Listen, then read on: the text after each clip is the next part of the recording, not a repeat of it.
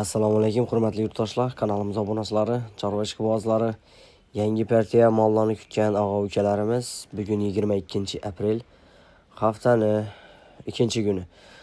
Xivaga Shodlikamizning fermaxonasina yangi partiya mollar kelyapti. 40 bosh. Bugun 22-aprel kuni kechki soat 6-7 atrofida keladi ekan. Telefonlashib Xiva kompressorining idorasi yonidagi fermaxonaga boraverasizlar.